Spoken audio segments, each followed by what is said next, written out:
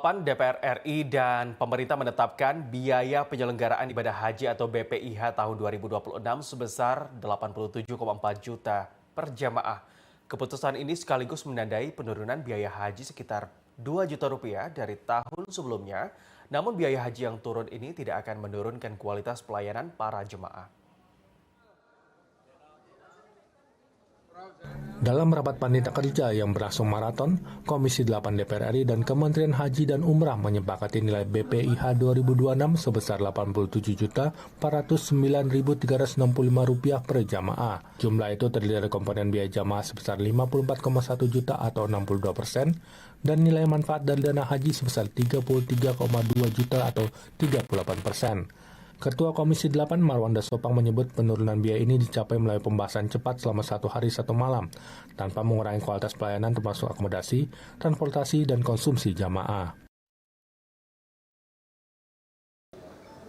Kami bersepakat dan berkomitmen dengan pemerintah bahwa kita telah mengunci di awal pelayanan tetap terbaik bagi jamaah, baik pemondokan, baik konsumsi, transportasi berupa pesawat, kemudian jamaah yang akan terus-menerus berputar di tengah ibadah di haram, kemudian nakobah perpindahan jamaah dari bandara ke tempat-tempat hotel, dari hotel ke Ar-Musna, itu semua kita kunci dengan kualitas terbaik dengan spesifikasi yang sudah ditentukan.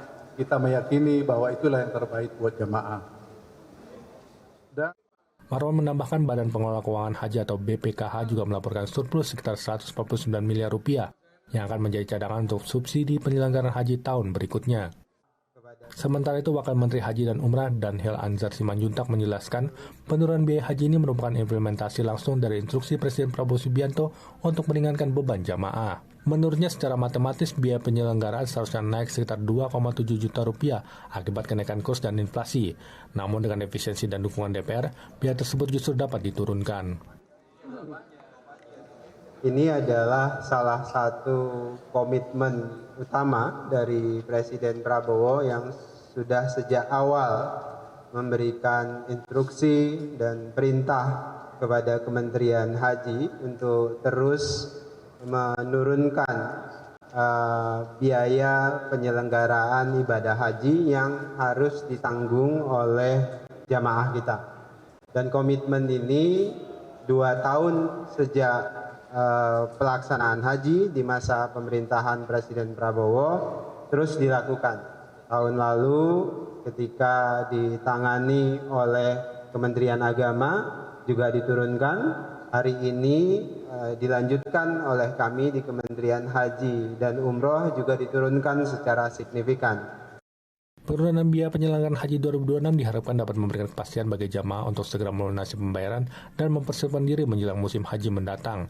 Pemerintah menegaskan penurunan biaya tidak akan mengurangi mutu pelayanan, baik saat di tanah air maupun selama beribadah di tanah suci. Laporan Muhammad Kolbi, Jamal, Jakarta, Garuda TV.